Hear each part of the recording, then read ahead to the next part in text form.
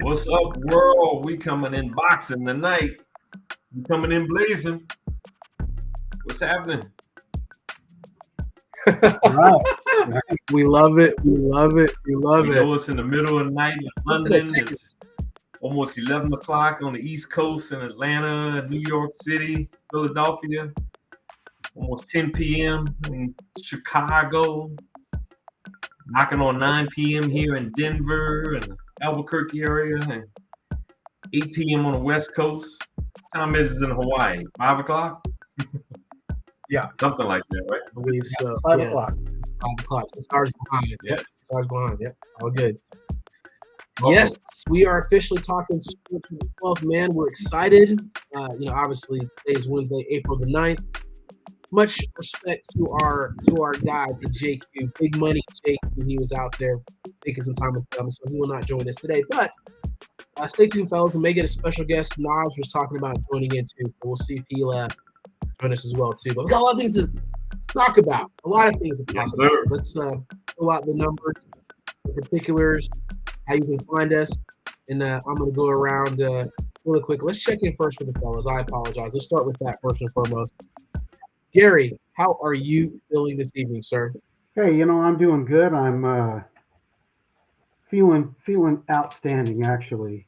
Got my yard work done for all my neighbors, and everything's looking good. So I'm ready to go. I'm glad that JQ is where he's at and doing what he's doing with his family, because like I text him, your kids, they grow up so fast, and boy, enjoy them while you have them, and when they're gone, they'll always be your kids, but it's not the same when they start moving out and doing their own thing.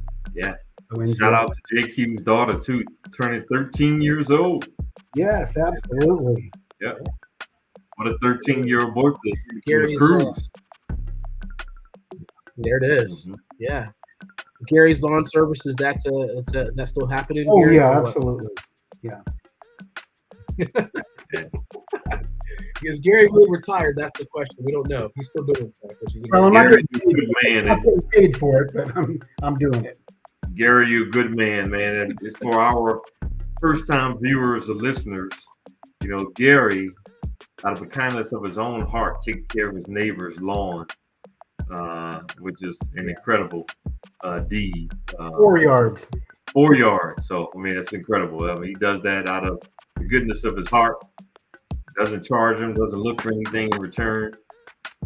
That's just his deed for his neighbor. So, shout out to Gary. That's awesome. Hey, I appreciate that. Yeah. Much love, Gary. Everybody needs more neighbors like Gary, for sure. Yeah. Well, I got to do something if I'm going to run for mayor out here. But you at least got 4 votes. Yeah, at least three.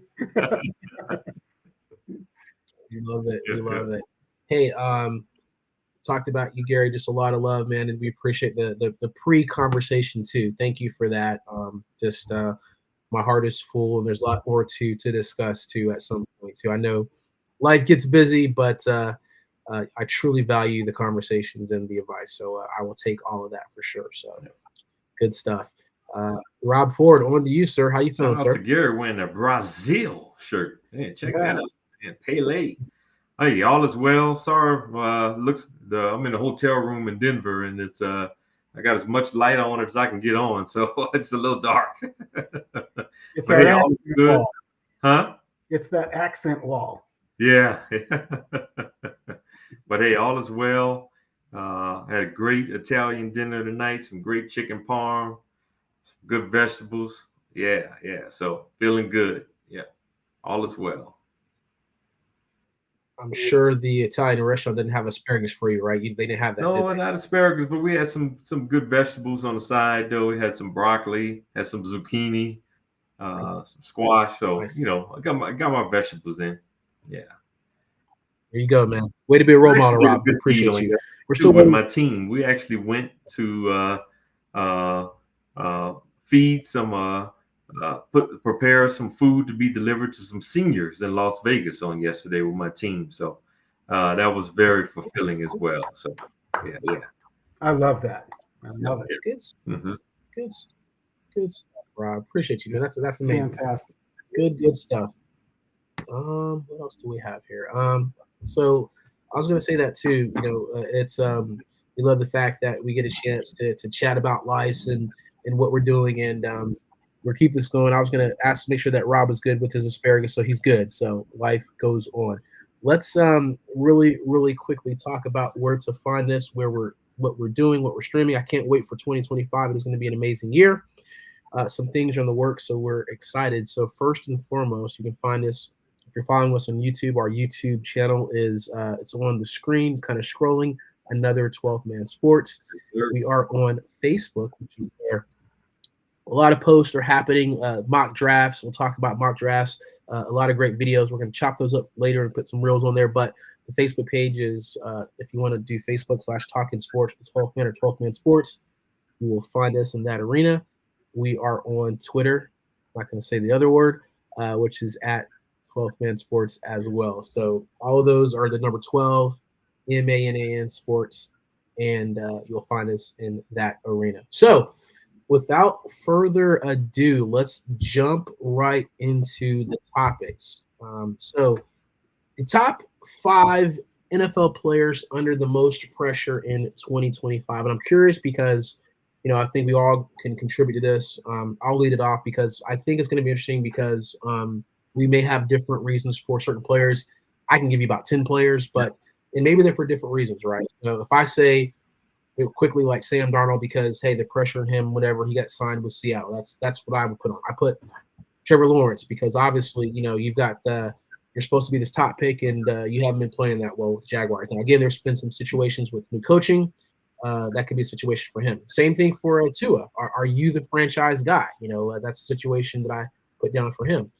Josh Allen, obviously, you keep butting heads with Patrick Mahomes, but can you get over that hump? Same thing for like Lamar Jackson and Dak Prescott, right? That's what I've got down. And then you can say the same thing for Bryce Young. Bryce, are you the franchise quarterback? Kyler Murray, what's going on with you, man? Are you ready to take the Cardinals to the next level? So I know I gave more than 5, but different reasons for kind of each player that I was thinking. Yeah, so that's what I'm going to start off with. Those are all good, Andre. And I don't have all the names that you have. The only name that you mentioned that I also have on my 5, and I have all quarterbacks too, is Sam Darnold, right? He just got a big 3-year contract, right? Had his best year of his career with the Minnesota Vikings this past season. Not so well in the last 2 games. Look, the Seattle Seahawks traded a guy who was somewhat performing in Geno Smith, right? I can tell you the Raider Nation is excited about Geno Smith, right?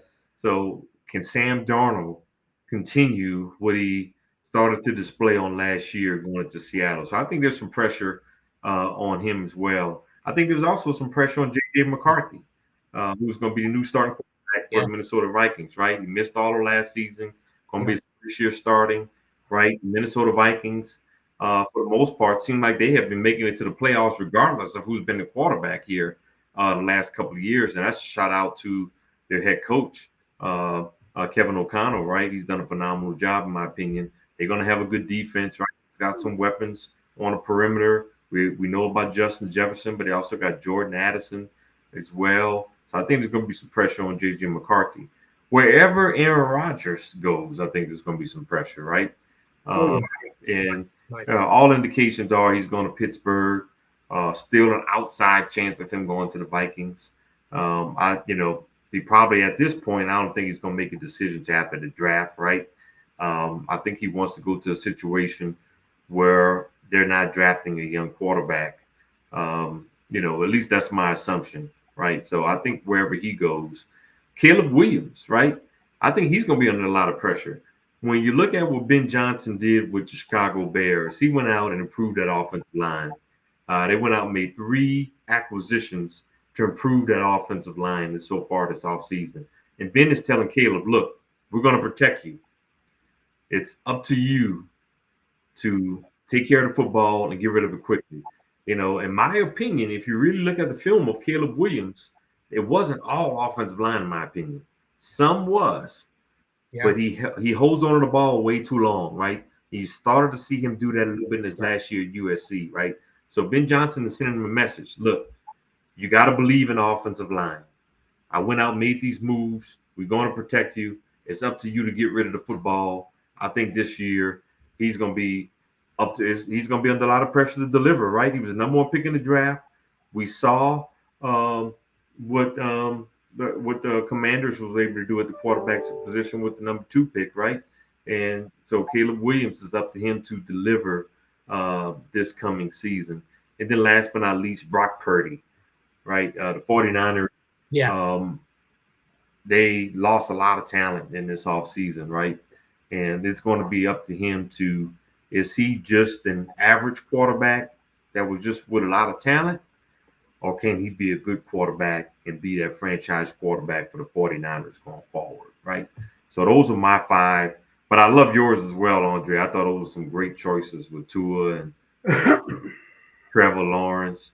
Those are all some great selections. Yeah, I also had Caleb Williams, and I had underlined, O-line help. So he's got that. And I saw the same thing where he kind of did what he did at USC, held on the ball instead of dumping it out and getting it out of his hands, holding on to try and get that deep home run shot or whatever, because he's got a hell of a long ball, arm or whatever. But that's just going to get him killed in this league.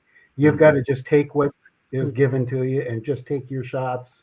It can't be a home run ball, every time you have the ball in your hands. You've got to, like you said, Rob, you've got to trust your offensive line and trust the system. It seemed like last year he didn't trust the system. I also had Sam Darnold on there as well. I thought the same thing. Who would I want? I wouldn't have gone with Sam Darnold. I thought he had a good season, but then if you look back at those last couple of games, he fell back to the old Sam Darnold that people were having issues with. Yeah. Brock Purdy, that he's one that I'm not sure about. What I am enjoying is I don't think he's that guy that can go out and lead the team. I think he was the benefit of great defense, great offensive line, great running game, coaching. Well, I'll give you, I guess, coaching.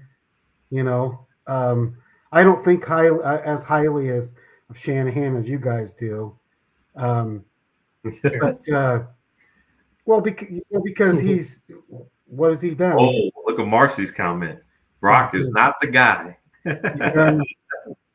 Yeah, so he hasn't done anything. So let's see how he is this year. And I think what you're going to see is Brock Purdy is not going to be that guy. He's not going to be able to get it done with any consistency. He may have a good game or two. He may be like a Dak Prescott. You got a lot of weapons around you. You're okay. As soon as you have to start handling business and carrying that team, things start to, fall apart. That's what happened with Dak. Dak is on my list as well. And with this Joe Milton coming in, I watched some of his his combine and his throwing that football. I mean, he's throwing. He wants to, he's coming in. He wants to challenge Dak. That could be a really good thing for Dak. Yeah. But if Dak doesn't stay healthy and doesn't perform, it's going to be just like when Tony Romo and Dak had their thing. Where Dak just took over. He could have a guy taking over his position now too. So those are the guys that I really thought, CJ Stroud is another one. He's going to have to perform. Yeah. He kind of have a sophomore slump last year. You're right. Yeah. So let's see how that goes. But those are the ones that were on my list. But gosh, I mean, we probably have 10 quarterbacks here between the three of us. I'm like it was about 12 or 13. Yeah. Okay, well, I might be low on that. So if it's 13, that's damn near half the league. Yeah, you're right. So so it's tough because they make the most money, but they get the most, praise, the most, obviously, the scrutiny, obviously. And just to kind of piggyback on the Caleb Williams stuff, and I think the reason why I said coaching is because maybe he's not. Ben Johnson trying to put him in the best position to succeed, as you talked about, Rob. So, trusting your eyes, getting rid of the ball, making quick decisions. Maybe that comes with him just being comfortable because he feels like he didn't trust his eyes, right? He was like, he's holding the ball. He's not quite sure where to go. Chicago had a pretty tough coaching staff. I don't know if they did the best to develop him. But as you said, now there's no excuse. Yep. You've got the offensive line help. You've got great weapons. You got Cole Kemet. You got, Roman Oduze. Yep. You got some weapons. I mean, you got a good defense. Now it's pretty much now the coaching is there. Let's get you to that next level too. So it's going to be an interesting year for the Bears if you are a Bears fan for sure. Yep. I want to go back to Joe Milton. Garrett was touching on Joe Milton there, which I actually thought was a solid acquisition for the Cowboys, right? You're talking about a guy who's extremely talented. I mean, he could probably throw the football 100 yards. He's got that kind of a rocket of an arm. And he's a good athlete too, right? He can run, very mobile. I tell you, the only thing he's missing is accuracy, right? There's no question his physical tools, but if he can ever get the accuracy down of throwing the football, then you got yourself a quarterback there. That's a big one, right? I watched him a lot at Tennessee. He played at Michigan. He can throw the ball far, but if you ask him to hit the side of the barn, he'll probably miss it. There it is. Yeah.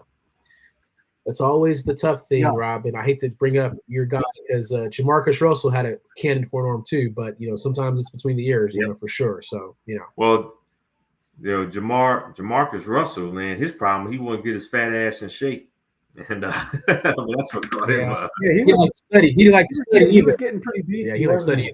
Yeah. Who's you remember Jared Lorenzen, the hefty lefty that brought me back? Yeah. Man, remember him from Kentucky? Oh man, we try to do the tush push with him. That's crazy. We're gonna keep this moving here, and we talked about the top, a couple of NFL players and much pressure. Now let's do the top coaches and kind of similar stuff. As far as the reason why I've got my coaches, as I got Sean McDermott up there, obviously just with the Bills. You got to get over the hump. Now is the time. I put Zach Taylor down for the Bengals. I know JQ's not on the call, but you got all that talent.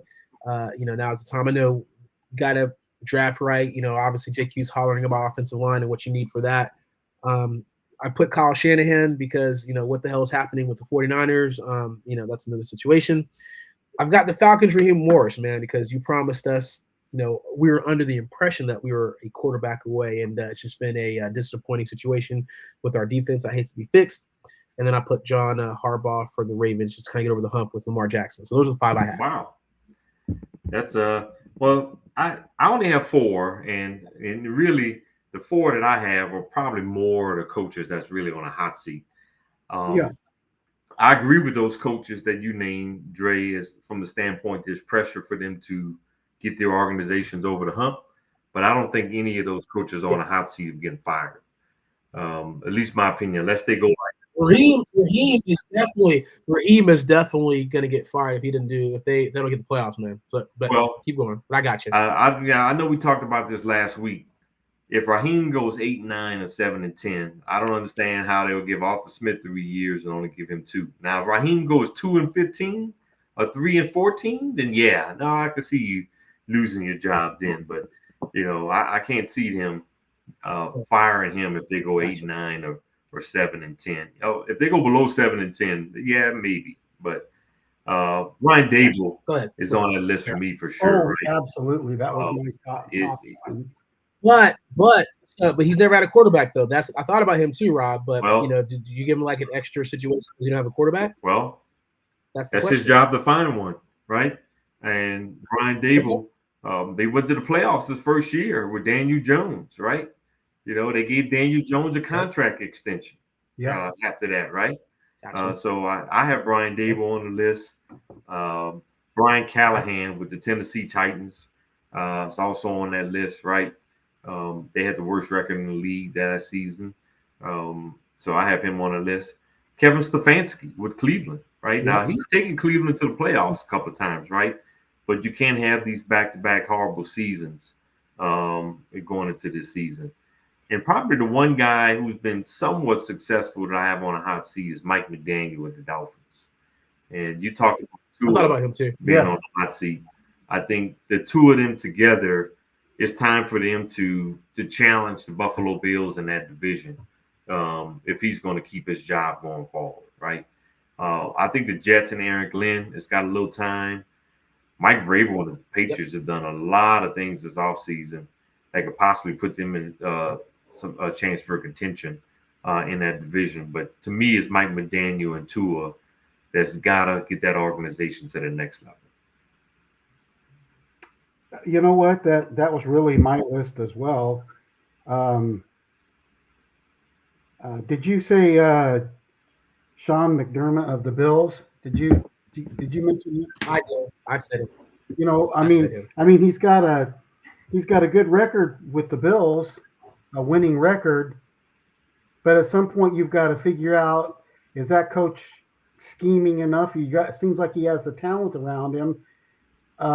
Is it, if you had a different coach, is that what's going to get you past KC? That's what I'd be wanting, because that seems to be just their only hurdle. Now, as we talk about windows of opportunity, you know, he's getting close to that window of opportunity where, you know, he's going to start losing more and more people as people are getting older, and then you're back in the pack again.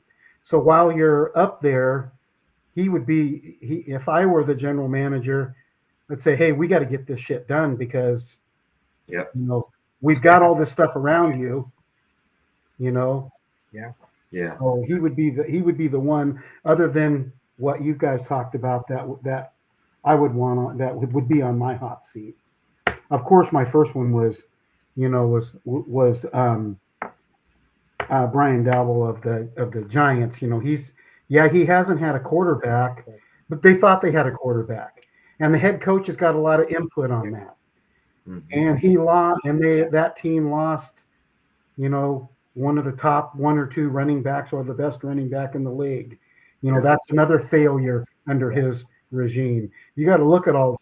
But is that him? Or is that the GM? Well, it's got to be a combination, right? Yeah, it's got to be a combination. I'm thinking it's got to be a combination of the coach can go to the GM's office and say, "Hey, we absolutely need to keep this guy." You know, you bang on that GM's door. Most of the time, the GM is going to put together a roster that fits what the coach want to do, right? Yeah. And obviously, did Brian Daboll bang on that door enough to say, "Hey, we got to keep Saquon Barkley"? So that's why that was a big failure on my part, and I don't put that 100% on him, but he's got a percentage of that, whatever that percentage is, sure. 30, 40, 50%. That's on his watch. He's on the hot seat. Yeah. 100%. Yeah. Great points. When I thought about it, I was like, yeah, probably, you know, and I was jotting some quick names down, but you know, can you imagine what the Giants would look like if they had, you know, Saquon and Malik Neighbors, you know, because they've got a fantastic young wide receiver. Now they got to pair a good quarterback in. That's the tough part if you're in New York, you know. So yeah, we'll talk about that as we continue forward. In a curious move, Rob, it looks like Shedeur Sanders is visiting the Steelers, and the Steelers have the 21st pick, if I'm not mistaken. Yeah. So this is pretty interesting. So does this mean that the Steelers may try to move up to get Sanders? And, you know, because there's been some projections. I know, Rob, you can talk about your mock drafts. They had Sanders going 9 to the Saints, and they had him all over the board going even higher in the top 5. Don't think he'll make it to 21, honestly. So this is an interesting, curious situation of him visiting the Steelers. Yeah, and, you know, what's interesting is when you look at a lot of mock drafters, they're all over the board with Shedeur Sanders, to your point, Andre. I mean, I have him going number 2 to Cleveland. We'll get to that in a second. But, you know, like you said, Mel Kiper's got him going 9 to the Saints. I see several mock drafters got him going as low as 21 to the Steelers. So some even have him as low as 26 to the Rams. So he's anywhere from the top 5 all the way down to number 26 to the Rams, right? And you say, why the Rams, right? But I mean, the Rams, Matthew Stafford's getting up there in age, right? So and he thought about leaving the Rams this offseason. They wound up reaching an agreement. So don't be surprised if the Rams are in the quarterback business in this draft. But yeah, he's all over the board. And look, I think there's if Shedeur Sanders is still available in that 7, 8, 9 range, don't be surprised if the Steelers try to move up to get him. I mean, that's just that's just a thought. He may actually fall right into the Steelers' lap. He may go as high as number 2, like I have him right now, to the Cleveland Browns. I mean, he's all over the board, but I do think the Steelers are going to kick the tires of possibly trading up if he gets into that 7, 8, 9 range. Or, like I said, he could possibly fall right to him at 21. Wow. So it's going to be real interesting. I think the Steelers do the right thing and kicking the tires with him and get to know him and see if he could be their quarterback of the future. I mean, let's face it, the Steelers do not want to go into week 1 this season with Mason Rudolph as they start back, right? So they're still looking for that guy, whether it's going to be in the draft or whether it's going to be Aaron Rodgers, right? Or if they, after the draft trade for Kirk Cousins, who knows, right? So there's still some possibility out there for the Steelers, but they definitely have to kick the tires with Shedeur Sanders. They definitely have to kick the tires with Jackson Dart to see if one of those guys could be their quarterback of the future for sure. Well, with Sanders, and the position is just all over, and I saw that today as well. JQ mentioned that. JQ mentioned that there were a couple of teams that if they didn't take him in the draft, that he could fall back all the way back down to the Steelers. So that is definitely something that he mentioned last week. So I'm curious on that. I'm thinking he's going to go high in the draft, but this draft thing is so fun to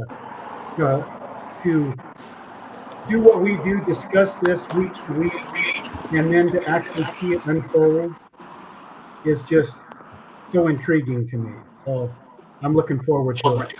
And we got Naj on there. What's up, Naj? Let's go. What's up, Naj? Welcome. Up? It's been a while, brother. He's like, you all right? Hold on 1 second. Old people in technology. You know how it goes. Yeah, okay. We're like, get yourself together. Well, we were just talking about yeah, good. I was just saying, you know how it is with old people in technology. Not only did I fumble it around, stared in the camera, turned it off, turned it on, did everything wrong. But yeah, that's me. I got you. You just described me. Naj is ready. What do you think about we're talking about? What are you drinking? That's little B Weezy, keeping it extra America tonight. You know what I'm saying?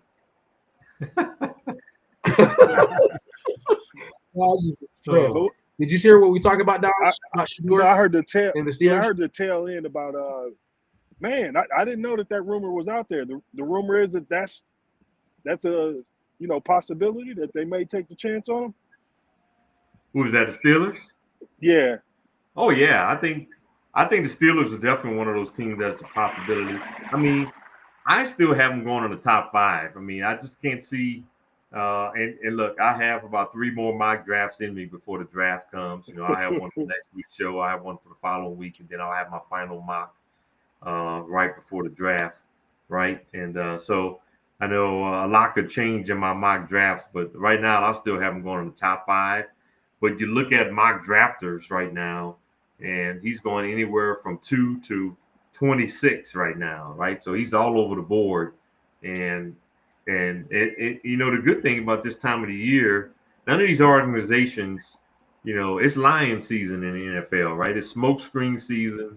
Nobody's going to tell you what their plans are, what they have to do. So all of the mock drafters, including myself, we're guessing on what's going to happen here, right? But I'm looking at it right now from the standpoint, I think I think everybody agrees Cam Ward's going number 1 in Tennessee. But the big question is what Tennessee's going. I mean, I'm sorry, what Cleveland's going to do at number 2. And the consensus is it's either going to be Travis Hunter or it's going to be Abdul Carter, or maybe there's an outside shot that is Shedeur Sanders. I mean, the top quarterback on their roster right now is Kenny Pickett in Cleveland, right? Do you pass on Shedeur Sanders and you roll with Kenny Pickett, or possibly trade for Kirk Cousins after the draft if you pass on Shedeur Sanders? Or do you trade back up into the back end of the first round and you draft a guy like Jackson Dart? So I think those are some possibilities for Cleveland too. Yeah, and the Kirk Cousins stuff is real though, because the Falcons could have cut him and ate the money. They decided to keep him, so they know there's some intrinsic value there. Somebody's going to give them something for him, and if you're Cleveland, why not? Like, go get Kirk Cousins, man. That's better than calling old A-Rod.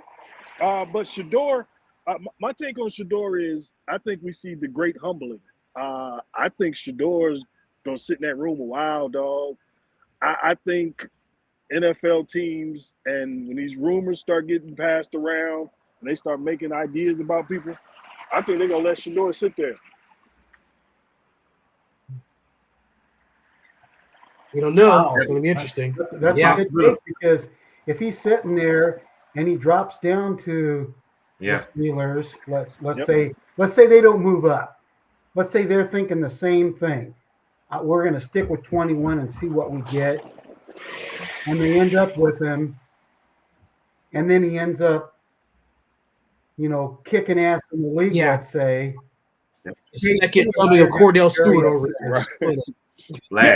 And 21 is so far down that if he's at 17, it's not going to cost you that much draft capital to move up from 21 to 17. You see what I'm saying? So if he falls, simple move and you still get him.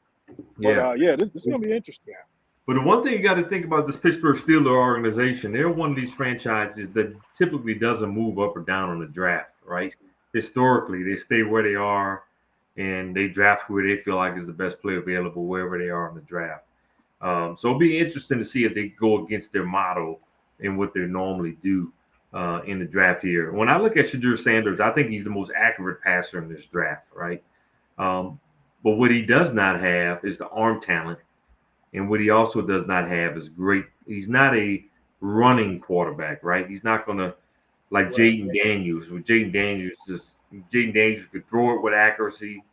He's got a strong arm and he can run it, right? So he's going to give you the accuracy, but he doesn't have the arm. His arm talent is good enough for the NFL, but it's not Joe Milton arm talent.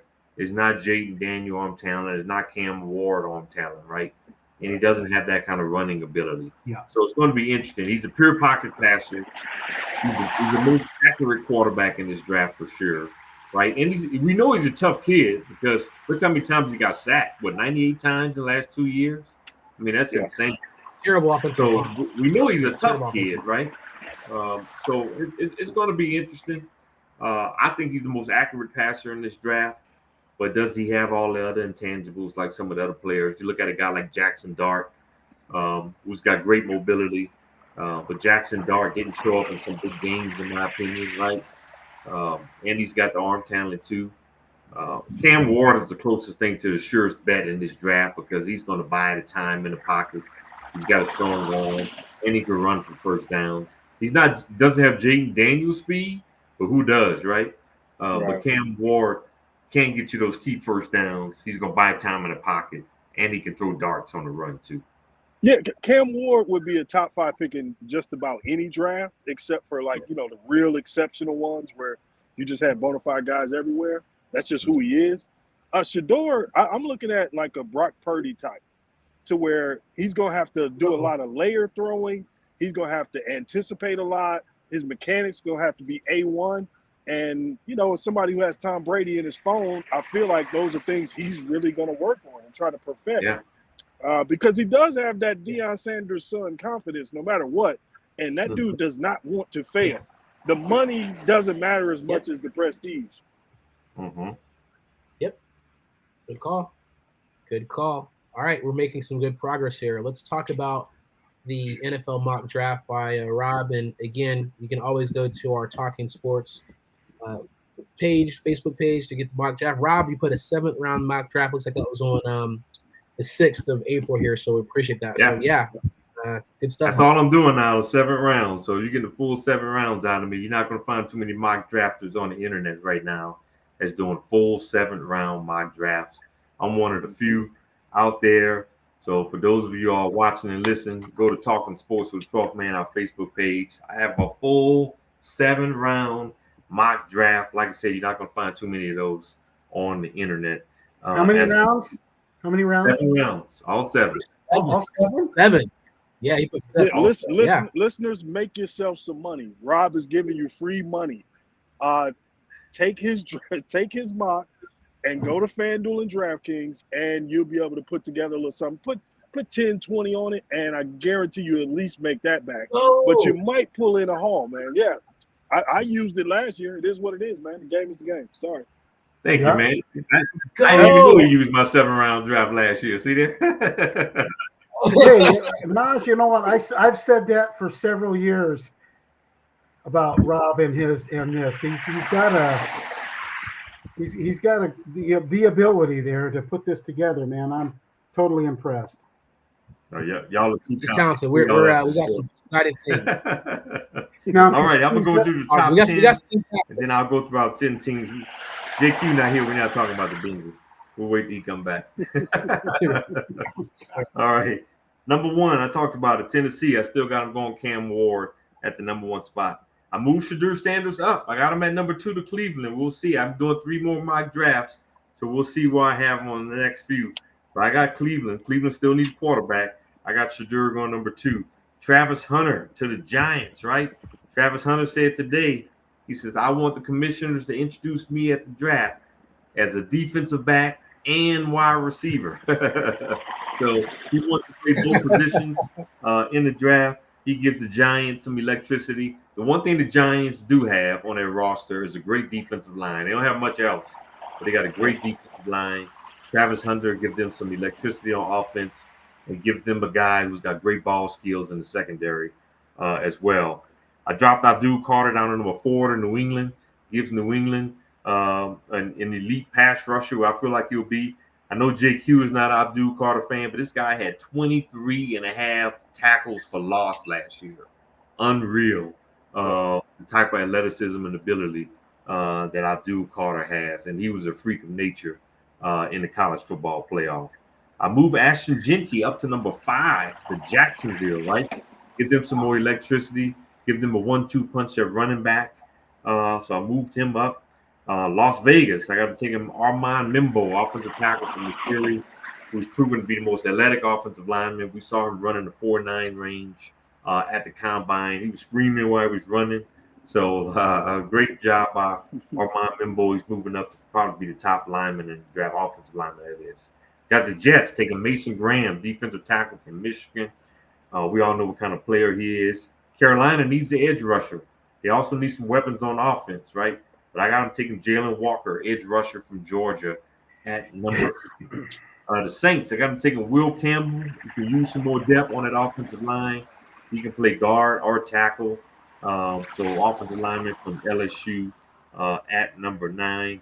And number 10, after Bears, Josh Barron, cornerback from Texas.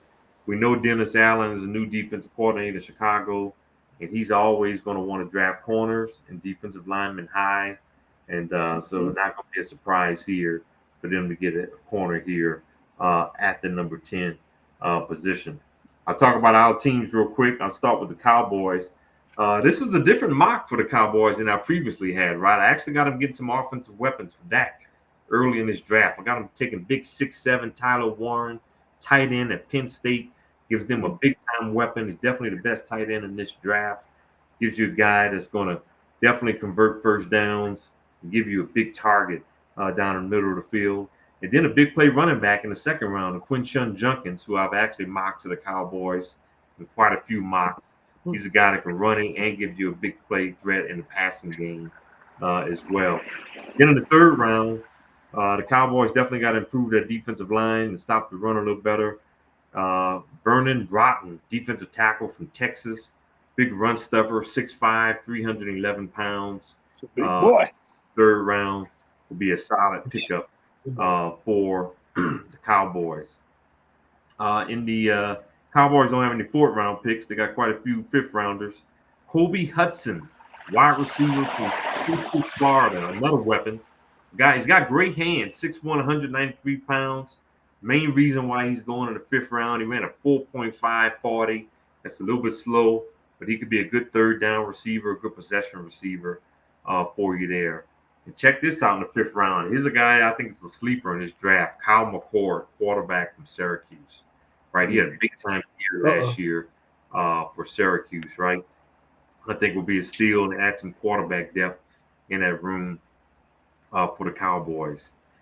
In the sixth round, I got the Cowboys taking Jalen Reed, safety from Penn State, 6 feet, 211 pounds, ran a 4.4940, a good athlete. He's got the perfect dimensions for a safety. And then also in the sixth round, check this out, Cowboys, Willie Lampkin, offensive guard / center at North Carolina. Check out his size. He's only 5'10", 270 pounds. Well, man, when you watch, the only reason he's going this late is because of his size. But when you turn on his game tape, this guy was a force for North Carolina. There are even some teams considering moving him to fullback as well, right? But here's a guy that played extremely well. I mean, he blocked just about everybody in front of him. He just don't have the NFL measurables, and that's the reason why he's going so late here in this draft. The Cowboys got a lot of late round picks. Another safety, R.J. Mickens, safety from Clemson, 6 feet, 199 pounds, also at a 4.4940. In the seventh round, Mac McWilliams, cornerback from Central Florida, 5'10", 191, ran a 4.4140, so he's definitely got good speed. And then the last pick, Tyrion Ingram Dawkins, defensive tackle from Georgia, 6'5", 276 pounds, ran a 4.8640, so pretty good there for a defensive tackle as well. So solid athlete, didn't have a lot of production, and that's the reason why he's going so late. But he's definitely a worthy athlete as well. All right, getting on to Hey Rob, really quickly, do you have Desmond Watson getting drafted? He knew like 6'6", like 464, something crazy. The Florida, like the heaviest guy tackle at Florida, something crazy. You haven't getting drafted? I have him as an undrafted free agent right now. Okay. Yeah, dude, 6'6", 464. Woo! Okay, big boy. Yeah, big dude, man. Right now, he's just a plugger. He's not a penetrator. So that's the reason why he's going to be undrafted. I digress. Keep going. I was like, man, I saw that. I was like, 464. Yeah. Ew.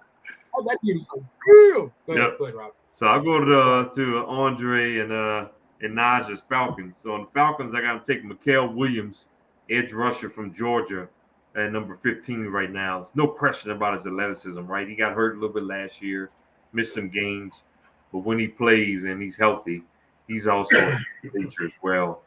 Azarette Thomas, cornerback from Florida State. I've mocked him to the Falcons in quite a few drafts now in the second round. So I still have him going in the second round as well. The Falcons don't have a third round pick, but in the fourth round, check this out. They got the Falcons taking Quinn Ewers, quarterback from Texas, right? They're going to need a backup, right? Because they're going to trade Kirk Cousins. We all pretty confident of that, right? So they're going to need a backup. Quinn Ewers, experienced quarterback, a guy that could be a solid backup in the NFL. The Falcons don't have any fifth and sixth rounders, but they got 2 seventh rounders. Cody Simon, linebacker from Ohio State, right? The guy can run like a safety, 6'2", 229 pounds, ran a 4.5 at the combine, right? So, like I said, he's got safety speed, playing a linebacker position, coming from a winning program at Ohio State. That could be good value getting him in the 7th round. And then Caden Creighton, the wide receiver from Maryland. Big target, 6'4", 204 pounds, ran a 4.46. So a good possession receiver could be had there late in the draft. And now, last but not least, we'll go over to my beloved Saints, where I talked about Will Campbell in the first round. The second round, I got to take a Landon Jackson, edge rusher from Arkansas. 6'6", long arms, guy who could definitely come in and be a situational pass rusher right away. for the Saints. The Saints got 2 third-round picks. Got Savion Williams, wide receiver from TCU. Big target, 6'5", possession receiver there. Could be Played a helpful. little running back out there. So what? Played a little running back at TCU too. Yeah, at 6'5", at that too. Yeah. Wow. Yep. Also in the 3rd round, I got the Saints taking Chris Paul Jr. No relation to the NBA Chris Paul. Oh, okay. But another Chris Paul, linebacker from Ole Miss, 6'1", 222 pounds, ran a 4.63 40. Definitely could be a strong side linebacker or inside linebacker, which the Saints are expected to go to a 3-4 defense this year. In the 4th round, I got the Saints taking R.J. Harvey, running back from Central Florida. He's only 5'8", but man, he's got some strong legs. He breaks tackles. He can definitely be a guy that can get on the field in situations at the running back position. And I also have the Saints. I have all 3 of our teams taking quarterback. Got the Saints taking Riley Leonard, quarterback from Notre Dame. Some depth at the quarterback position. A guy that can come in and run the push tush, if you will, right? Because Kellen Moore is coming from Philadelphia. You know, you can run the tush push with Taysom Hill, or you can also run it with Riley Leonard as well. You're not going to want to run it with Derek Carr, so you bring in one of those guys to run the tush push. The Saints don't have any 5th rounders, but in the 6th round, I got us taking Mello Dotson, cornerback from Kansas, 6'1", 192 pounds. And he's got good film, but he only ran a 4.59 40, and that's why he's going so late here in the 6th round. And then in the 7th round, got us taking Big Tim Smith, defensive tackle from Alabama, 6'4", 302. Here's another guy that's a plugger more than he is a playmaker. He does his assignments. He'll fill in gaps, but he's not going to get in the backfield for sacks or get in the backfield for tackles for loss. And that's the reason why he's going in the 7th round. And Thomas Fidone, the 2nd tight end from Nebraska, 6'5", 243. Ran a 4.7 40. Actually, a good athlete. He's got great leaping ability. His only concern has been his injuries, and that's the reason why he's going so late in the draft here as well. So there you have it. You can see the full 7-round mock on our Talkin Sports with a 12-man page. And because Talkin Sports is related to real life, think about how the Saints have now influenced JQ's Bengals to say salary cap don't matter. Now the Bengals could just spend as much money as they want, just like the Saints, man. It's an amazing thing, man. JQ and Rob's team, they got unlimited spending, man. The Saints are not showing any results from it here of late. I mean, I know we had a streak of 4 straight division titles from 2017 to 2020, but that's getting kind of old now. We got to start seeing some results. Gary, what do you think about the Cowboys picks? Well, you know, I'm okay with it. Offensive help, defensive tackle, offensive line help. Yeah. I'm questioning 5th round on a quarterback, but since they, you know, I would have thought that since they brought in, you know, quarterback from free agency. So I'm thinking that might not happen, but we'll see. Yeah. But hey, do you want to go to camp with just 2 quarterbacks? Well, we've got 3. Who's the 3rd guy? Will Gear. Like I said, you want to go to camp with 2 quarterbacks? Hey, why you do Will he'd start for the Saints. Huh? He'd start for the Saints. Who's hurt for the Saints? Shots fired. I said he would start for the Saints. Oh, that's cold. No, he would not. No, he would not. Oh, He wouldn't even be He laughed, but he didn't say, "Oh, no way." He would be 4th string on the Saints. No way, boy. He'd be right there. Man, knocking on the shots that fired. 3rd spot. Maybe 3rd string with the Saints, but 3rd or 4th at best. Oh man, he tried to dish Derek Carr. Hey, of course you dissed Derek. Anything else you want to say? Yeah. Anything else you want to add for that, Gary? No, I appreciate what Rob does with this. It takes some time, and with his busy schedule, my hat's off to you. Yeah, 100%. Just and we'll let Naj jump in there too. So for me, you know, obviously, I'm warming up to Azir Thomas. He's a good size. He's 6'2". Yep. As long as we get a corner in that second pick, that would be my preferred situation. I would love for us to trade down and double down on some edge. Whether it's a Jane Pierce or Mike Green. Get the best and then get your corner. And then kind of fill out some other situations too, because we don't have a lot of draft picks. So you want to recoup those. Hell, trade, Kyle Pitts. Get whatever you got. We got to get some extra picks. Love it. Love to get a D tackle. Would love to get a tackle. I know that it's not really a great draft class for tackles. I know we're going to look for the future. I would like to get a center somewhere. Maybe like, we talked about Jared Wilson, I think, for Georgia. But I don't have any problem with those picks. Maybe another weapon or two later on for Michael Penix. But, that's kind of where I'm looking at for the draft too. We got to get edge, man. We got to double down. If you miss one, get another one. But you got to get a corner too. Well, every week you keep shopping Kyle Pitts. So, what do you really think you could get out of him? You're going to get maybe a mid-7th round. What are you going to get out of him? I'm joking. I don't even know. Gary, I'm joking here. It's funny. Would throw a 7th round at you for him? But wait till we get the Instagram videos where he shows he's in the best shape of his life, and people start remembering that 40 time. Man, we're gonna find a sucker. Somebody gonna fall for it. That's all I'm saying. I hope it's not. That's right, Dodge. Keep hope alive. That man is an athlete, not a football player. Jr. I mean, I have those guys. I have Mike Green going 19 to Tampa. Right now, I got James Pierce Jr. going 21 to Pittsburgh. Yeah, it's gonna be tough to get 2 or 3 of those guys. Mm-hmm. I know. I hear what you're saying. I'm just saying. You just gotta get some extra picks in there. Definitely. You want to solidify. I'm cool with Michael Williams. Obviously at number 15. If you find the guy that you like. I'm not a fan of Maliki Starks, because, again, I think safety is still one of those situations where not that high. You got to go edge, man. This is a situation. Get that edge in that first-round pick. And then, second round, like we talked about, get your corner opposite, A.J. Terrell. I know we re-signed D. Alford and a couple other players, but that's not going to be good enough. And then again, I keep forgetting his name. I ask you this every week, and I'll get this. The guy he broke Bruce Smith's record at Virginia Tech. Get that dude. Just get somebody that can make some plays. Antoine Ryland Powell. Yeah, I think he had like 15 and a half sacks last year for Virginia Tech. And, I have him going like late in the draft. I think somewhere in the 5th or 6th round. And it seems as though most mockers have him somewhere in the same range, even with all that production, right?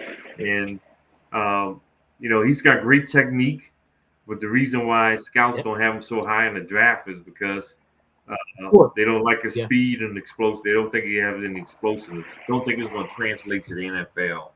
But things that were once said about Terrell Suggs. Hey, man, give me that on-field production. If the Falcons have 2 7th-round picks, I mean, that's a possibility. You could trade up maybe to the 5th or 6th round and grab a player like that too and take a chance on him. And Jared Wilson, I like him a lot too. Plays center or guard in the NFL. I got a 3rd round grade on him. Yeah. Right now I got him going 90 overall to the Rams. So the Falcons would definitely have to try to trade down and to acquire. You don't want to draft him in the 2nd round. It's too high for him. But if you acquire a 3rd round pick, or if you somehow trade Kirk Cousins in the middle of the draft, in the 3rd round for him, let's go. Yeah. I think somebody pulls the trigger on Kirk, and for the Falcons, ditto everything Dre said, and I'll just say, we haven't had a pass rush since Matt Ryan was here. We haven't been able to get pressure without blitzing since then. Like that it's just been a problem, man. We've tried multiple guys, it just hasn't worked out. Hopefully this year we take enough bites at the apple. Like draft multiple rushers and let it play out. There it is. Because it's hard to get a rusher. Apparently, it's hard to find. How many draft picks do you have in Atlanta? How many draft picks? 5. We only have 5. So you've got to try and you've got to try and trade down and get more picks. Yeah. We lost the 3rd for Matthew Judon, which is another conversation. Then we lost the one for Cousins punk ass, we lost a pick for that for Tampa. Tell us how you really feel. So, the more we get rid of that dude can go suck it. No, I'm just joking. I mean, but that's why we. No, you're not. We're in this predicament. I'm not. I'm really not. But I'm pretty upset about the situation. I'm like, dude. Not only that, did he get a hamstring this? But that's why, Rob, I'm very curious as far as what happens with Cleveland. Cleveland at number 2, they hold the keys, right? Because if they get, they get the quarterback, this shit is gonna F us up, man. It's like, now if you get Abdul Carter, like, okay, all right, let's go. Now you're cooking the gas. Somebody is going to be available to trade for Kirk Cousins. If Cleveland drafts Shadur, then that puts Pittsburgh possibly in the conversation for Kirk Carr, right? But if Cleveland passes on Shadur, then of course Cleveland is still in that conversation for Kirk Cousins. So I think there's still some opportunities out there for Kirk Cousins as well. Yeah, and look, there's so much uncertainty we got to add to this because the Cleveland brain trust, I think they are looking at best player available. They're looking at the pass rusher or Travis Hunter. But like you guys said, but we don't know if crazy Jimmy Haslam is just going to say, I want Shador and that's that. Like, we don't know if that's going to happen. This is a man who was advised by a homeless man to draft Johnny Manziel and did so. So we don't know if Raggedy Jimmy Haslam is going to, put his finger on the scale. And again, remember, he stole from regular working people when he ran that scam against truckers out there in the Midwest and made billions of dollars off it. So just remember that. Do y'all realize what Jimmy Haslam said about Deshaun Watson? Well, Deshaun Watson is still on his roster. What did he say? He said, we tried to hit a home run with Deshaun Watson, and we swung and we missed. I read that, yeah. Like, you say that about the guy, he's still on your roster. I'm like, that's cool. No, and that's where we get. He's telling the truth, but he's saying about a guy that's still on your roster. Right, but Rob, that's where we get into the business of sports. Where, look, Jimmy, they want him to retire. He tore his Achilles. It's already been a disaster. They owe him crazy money, and they just want that guy to go away and retire. They want to pay him to go away, and they hope he does a rehab and say he's coming back. I mean, that's just where it is. Mm-hmm. I love it. Let's talk about an interesting situation, the next topic, and we'll kind of be your free for all here. We're going to wrap up probably 10, 15 minutes here. Where will Jalen Monroe end up? And I guess, Rob, I was thinking about this because, the Giants, you got you signed Russell Wilson, you signed Jameis Winston, and you got Tommy DeVito. So is it a possibility? I know he visited them. Is it like a situation, a third round situation for Jalen, or is that kind of like fool's gold or whatever? Yeah, I mean, I have a third round grade on him right now. I mean, we talked about, to me, Jalen Monroe reminds me a lot of Joe Milton, right? This guy that can throw the ball almost 100 yards. He's probably a better athlete than Joe Milton. Jalen Monroe is a heck of a runner, right? But his accuracy is just not there from a quarterback perspective, right? And I know there's some teams, I know there's some mockers that has him going in the second round, right? I personally don't see that. I am going number 89 overall to Houston to be a backup to C.J. Stroud, right? But the one thing that you can do with a Jalen Monroe, right? You've seen the kind of success that the Saints have had historically with Taysom Hill. I think Jalen Monroe could kind of come in the NFL and be a backup quarterback and have that kind of impact, right? Because he can run the football, and he's got way more speed than Taysom Hill does, right? And so, I mean, he could come in and have that kind of impact on the roster. So, this is when it comes down to a GM or a head coach having a clear vision for a player.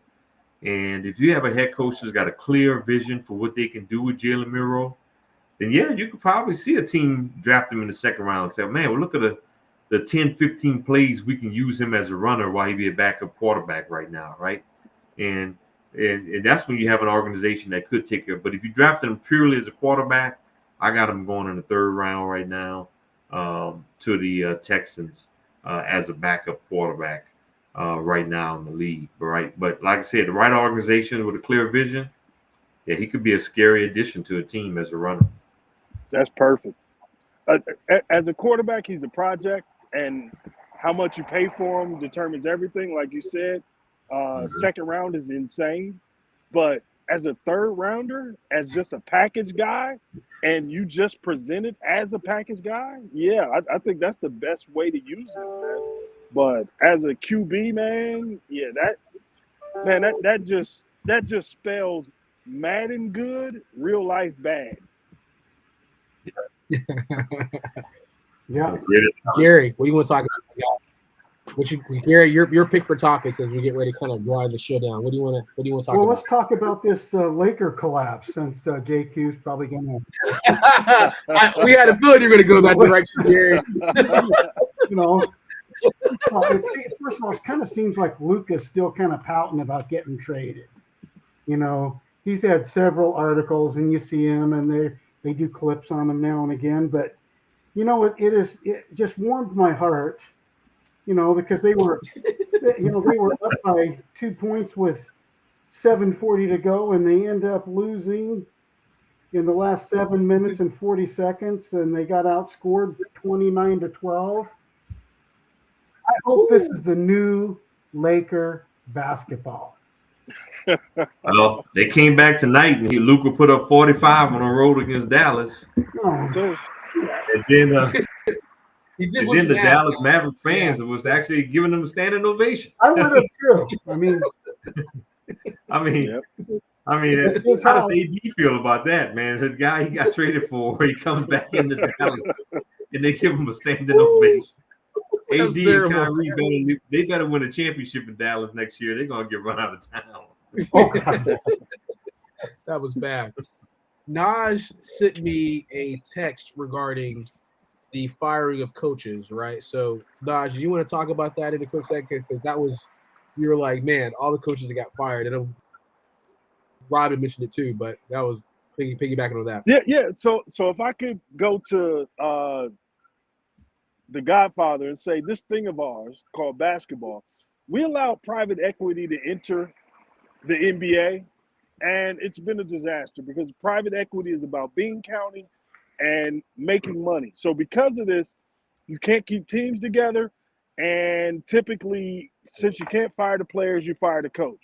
So you see Mike Brown, you see Mike Malone, you see all these coaches with these prestigious records just being run out of town. Like it is a cutthroat game now in the NBA. Mm-hmm. And if one of your assistants has a knife in your back and is talking to ownership about you, that can get you out of there. If one of the players goes to the owner and the owner doesn't take on the Pat Riley persona of, hell no, I don't care if you're LeBron, I'm not listening to you, we're keeping Spoelstra. If you don't have that kind of, solid foundation, this is what you're going to see.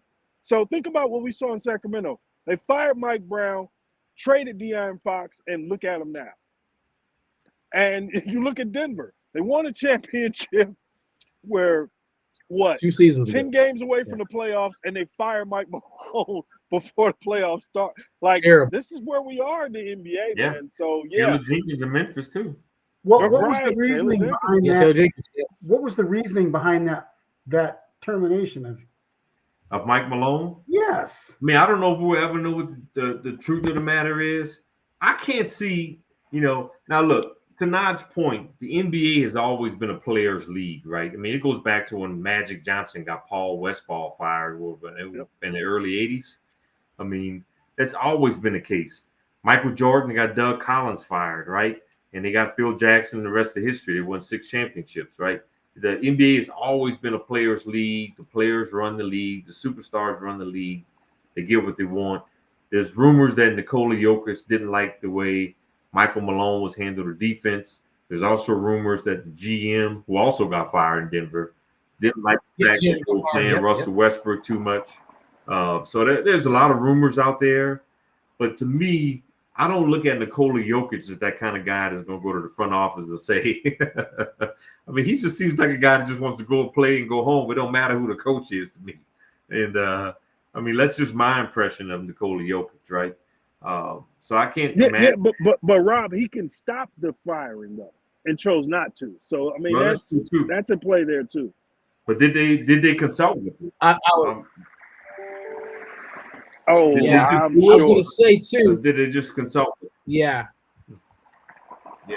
Yeah. Hey, Gary, they were also saying, believe it or not, that Mike Malone and Calvin Booth, the GM, kept like butting heads. There's a lot of friction. Like, Mike Malone wanted to succeed with veteran players, and Booth wanted to have younger talent, mainly through the NFL draft. So, that's kind of some situations too. Like, there's some friction as far as how to construct the roster, which is crazy, right? Well, So and you've that made those happens all situations. the time between a coach and general manager on most teams. Yeah.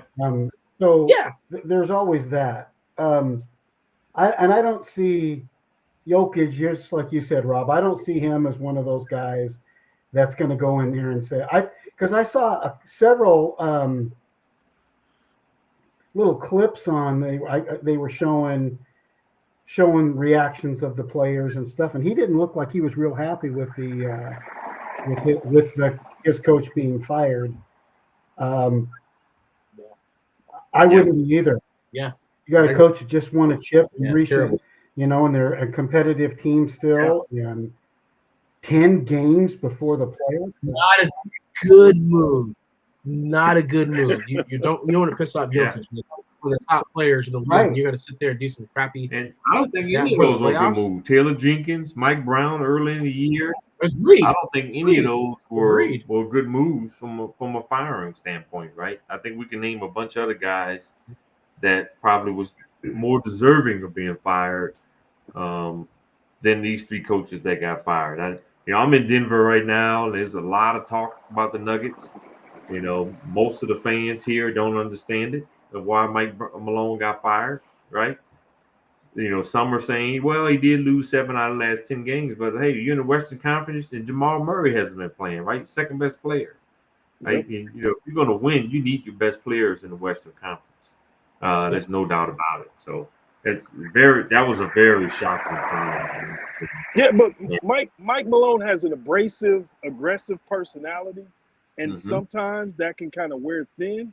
But the issue is, again, go back to the Godfather. This thing of ours, it used to be coaches with juice had protection. And how did you gain juice? By winning and winning big. So winning a championship used to be the thing that protected you. Yep. And now that's just not the case. So you see Mike Malone get done. And I hear what you guys are saying about Jokic. But no matter what, this was run by Jokic and his team. And I'm not saying he made Mike Malone, pushed him off the plank. I'm just saying he didn't stop him from getting pushed off the plank. So at a certain point, it's the same thing. That is a good comment, Naj. I agree with you on that. If he'd have gone in there and said, "Hey, listen, you either keep my coach or just trade me because I'm done." Yeah. We're both done. Well, guess what? Even if you would have said that, the trading deadline is passed, and he's under contract. Well, that's fine with Andy, but there's always a way. Yeah, there's definitely a way there's for always a superstar of that size. If Joker decided he wanted out, at a certain point, Denver would have to kind of, concede. Hey, people thought Jimmy Butler was stuck in Miami. He beat Pat Riley. If Pat Riley can be beaten, anybody can. Yep. Wow. Love it. Good stuff.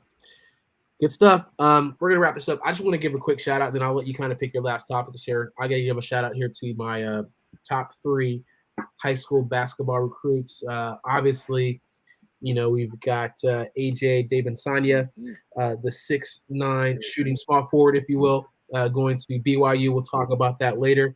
But shout out to my cousin Darren Peterson. Let's go, my combo guard, 6'5" from Napa.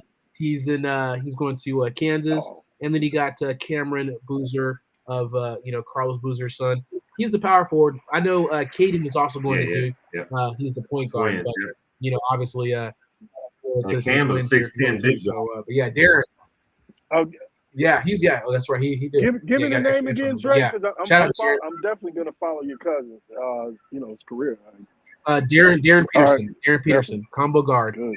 Napa. Yep, he's Napa. Yeah, he's moved up. He's actually moved ahead of AJ DeBanson now as the number 1. Moved ahead. Yeah, I just saw that. I was like, let's go. Let's going go. to Kansas Yeah. next year, right? 6'5". Yeah, he's going to Kansas. Yeah. Yep. And I will never trust AJ. That please, sensitive people, cover your ears. That young man is going to BYU and living in Utah. I don't trust that brother. I'm sorry, I just don't. Yeah, there's another conversation about that. We know about BYU.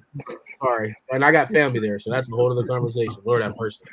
Woo. Anyway, that was my little 5 cents. Rob, anything you wanted to kind of talk about? Before we wrap. Well, this my thing last up? topic, we'll stick to basketball here.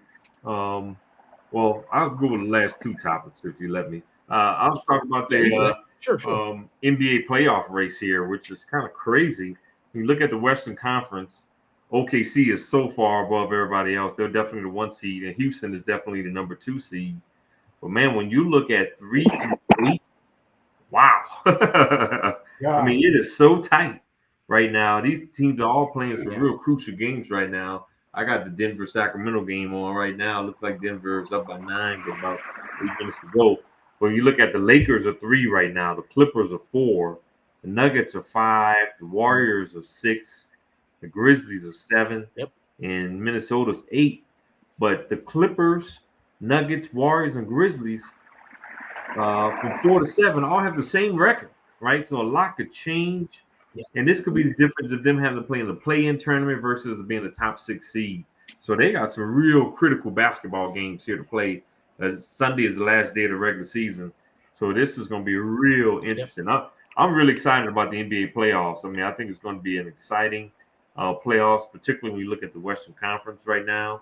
OKC, this Houston Rockets team is going to be a team that you're not going to want to see in the playoffs. Amon Thompson, this dude is shutting down every team's elite player, right? He held Steph Curry 3 points. Yeah. I mean, he's putting good D on SGA. Everybody they're playing, right? He is an elite defender already in this game. His Houston team is a team you're not going to want to see playoff time. But there are a lot of teams you're not going to want to see in the West. You don't want to see LeBron and Luka. You're not going to want to see Steph Curry and Jimmy Butler. You're not going to want to see a healthy Kawhi Leonard if he stays healthy. I think that's a step down from those other two teams. Yeah. And then Anthony Edwards. I mean, the Western Conference is going to be loaded. And hey, I hate the Boston Celtics, but I still think they're the favorite. If they're healthy, I think they're the team to beat. Not Cleveland. I think Cleveland adding DeAndre Hunter was a big addition that's going to help them compete with the Celtics. I just don't know if it helps them to beat the Celtics, right?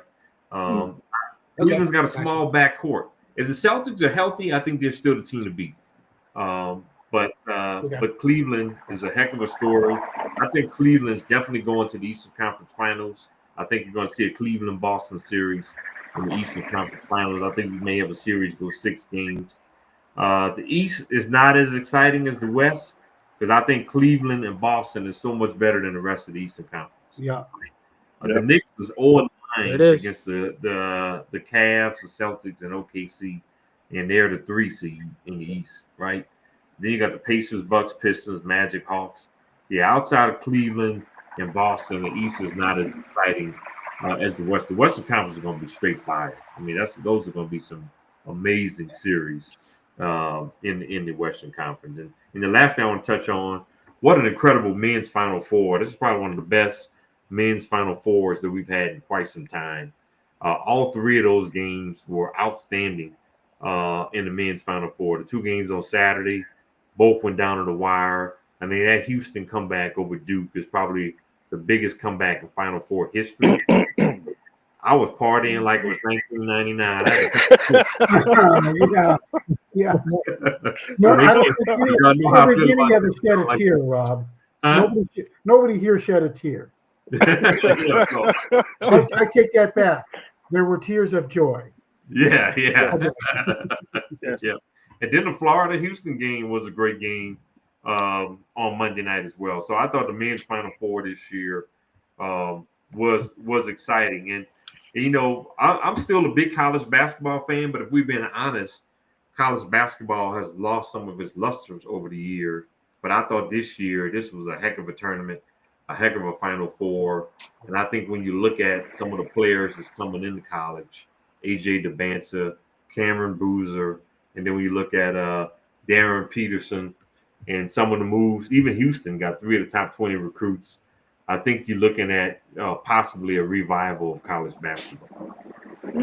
Well, Rob, when you're looking at that national championship game and you look at that last little bit of the game, that let's get a shot off. Yeah. And you don't get a shot off. Like, I mean, it seemed like the last minute or so, it seemed like they just couldn't put it. Houston just couldn't put anything together, really, and especially within that last 4 seconds or whatever, where they had to go in there. They needed to get at least a shot off, and they couldn't get any shot off. I mean, that was horrible. That was disappointing. Yeah, I picked Florida to win it all before the tournament started, but I was pulling for Houston. Well, I had picked Florida, and I'd text you guys that I had changed my, my bet or my thought process. I thought that Houston could go in there and beat them, and so now I'm changing it back to Florida. After the fact, right? Talent wins out. Shout out to Houston for playing hard and aggressive, and their play style. They played the game they wanted to play. The halftime score, I think Florida had 25. Like, that was the game Houston wanted to play. Yeah. But just ultimately, it just came down to Florida was more talented, and they could make plays, and Houston couldn't, just because, it's all good that you play hard, guy. You get a ribbon for that. But, man, talent wins out, man. Yeah, so, Houston didn't have enough scores, and you really saw that down the stretch when they needed a big bucket. Florida did a really good job keeping the ball out of LJ Cryer's hand, who is their best scorer, right? And they didn't have enough scores, and that's going to be something. Well, when you get Sampson team, one thing they're going to do, they're going to play hard. They're never going to quit. Yeah. They're going to play elite defense, but he's got to get some guys that can put the ball in the basket on the offensive end. Now, he's got 3 of the top 20 high school recruits coming next year, right? He's going to have Jeremiah Tugler coming back next year, who's an elite defender. Emmanuel Sharp, kid from Tampa, who's a great shooter. He'll be back on their team, but they'll obviously lose LJ Cryer from their team this year. They'll be a top 5 team next year. They'll be probably the favorites to win the Big 12 again and to continue to go to the Final Four again next season. But he's got to find guys that can put the ball in the basket. Well, it seemed like in that last little bit, I went back and I watched it and I watched it. It seemed like you're right. Nobody was willing to take a shot. That's all they wanted to do is pass it to the other guy. I don't want to do this. Isn't for me. This is for you. And it was almost like they were playing hot potato until they just ended up losing the game. Yeah. Yeah. And this is where college basketball has parallels to college football. TV matters. NIL matters. So a place like Houston can become a powerhouse in this era in a way that they couldn't have been in the past. So like he said, they're going to get these recruits in. They're going to get better. They got like over 4 million viewers in the Houston area. And when you talk about TV, and that means money, that means recruiting, that means players. So Houston is on the upswing. So it's definitely going to be different going forward. But shout out to Florida, man. Great players. Walter Clayton Jr. I definitely want to see his NBA career. I think he's going to be a solid rotational NBA player. The Steph Curry stuff, people are drinking when they're saying he's not that. Steph Curry. No. Not that at all. But he looks like he could make a roster and get minutes. I got a late first round grade on him right now, which, like you said, would be a rotational player, a guy that can come off the bench and get you some buckets coming off the bench. He's got good size. He's about 6'3", 6'4". So I mean, he could play in the NBA with that size. So, but he'll definitely be a guy that can come in and compete and play in the NBA for sure. Yeah, but just shout out to Jill. Yep, go ahead. I was going to say really quick before we get this. Shout out to Jill. Thank you so much for that amazing comment. Yeah, that's awesome. We appreciate that. Yeah. Thank you. Makes Thank you, Jill. We appreciate the love. Thank you so much for the kind words and for tuning in to our show. So, yeah, we know this is late at night for a lot of people, so we really appreciate all of you all that tune into the show. We really appreciate it. Absolutely. Yeah, and we're in the sweet spot of sports, man. We got new bat science in MLB. We got the Dodgers rolling out the All-Star team, trying to win. We got the NBA playoffs coming up. Like, dude, this is perfect. We got college football rumors where we could argue on social media. Dude, what else do you want? Americans, it's a perfect time. You got all the hope because the NFL draft is coming up. So you get to have all the hope you want to. As a Falcon fan, I can say we're going to have a pass rush. Michael Penix is the real deal. Like, all of that stuff, man, this is beautiful, man. Great sports time. Hey, this is the time of year when all 32 teams in the NFL think they're going to win the Super Bowl. So we all are confident right now. I don't know about the Browns. Let's say hopeful. Yeah. Well, all 32 fan bases are hopeful their team is going to win the Super Bowl. That's right. And we're gonna need Gary to be more dreamy. Because Gary, I tried to talk Gary off the plank last year about the Cowboys. He said, no, I'm not buying it. And of course, Dak gets hurt, the defense is bad, and everything goes to hell. I kept trying to encourage him because the pieces are there. It's just they got an outline of a plan, but just not the plan. Like it's tough, man. So, work with me, Naj. Work with me. You were right. I was wrong. Oh, we love it, Rob. I think it's time. To wrap this up, man. Yeah, man. What a great show. Thanks for joining. We'll be back on next week. Stay tuned to our Talkin Sports for the 12th Man page. We will obviously let you know when our show is going to be on next week and the time. So definitely tune in. We would love to hear from you all from the East Coast to the West Coast. Yeah, Jill, shout out again. We see your comment. Jill is hoping that the Seahawks go to the Super Bowl on next year. All 32 fan bases are right now hoping that their teams are going to go to the Super Bowl on next year. And we got the NFL draft, which is actually, I believe, 2 weeks from tomorrow night. So I got 3 more mock drafts. I'll have another one starting to post here in the next couple of days. I'll have a second one in 2 weeks, and then I'll have a third one right before the actual draft. So stay tuned to our Talkin Sports with the 12th Man Facebook page to see our mock draft. So next week we want to hear from y'all. Philadelphia 76ers. Is the process still ongoing, right? It's been ongoing for about 10 to 15 years, right?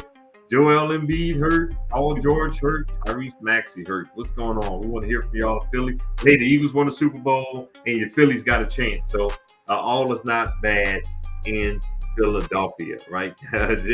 Andre's giving them the thumbs down.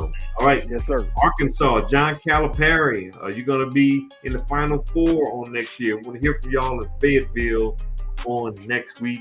And Denver Nuggets fans, I'm here in Denver. Want to hear from y'all next week. And y'all make a run to the finals without Mike Malone. And then, of course, Los Angeles. You got 2 teams in the NBA playoffs. Lakers, Clippers, and one of them make it to the NBA finals. We'll see. The ghost of Ben Simmons. And we want to hear from Portland, Gary. We want to hear from Portland. Will Portland keep Chauncey Billups? Is he going to be the head coach going forward? And hey, my Pelicans, what we're going to do with Willie Green, right? I personally think it's time for him to go be a deacon at his church, and we get a new head coach. Yes, there you go. Yes. Willie Green, great guy, great Christian brother. I think he should be a Christian, be a deacon at his church or a youth pastor. Time for him to go to assume that role. So we can get a new head basketball coach in New Orleans. Not a deacon. Not a deacon, Rob. You always thanks so much to this show. We really appreciate you. Oh, the same to y'all, man. I always enjoy the time. Great church show, man. Thank you. Yep. Great job, fellas. Thank you, Jill. Go Chargers! Even though JQ doesn't say it anymore because he's not a fan of Jim Harbaugh. Pastor Willie No. Green is going Appreciate to you, be Gary. on my mind Appreciate you, all Doc. week. Pastor Willie. Pastor Willie. That's got a nice ring to it, right? Go back to his hometown of Detroit, Pastor Willie.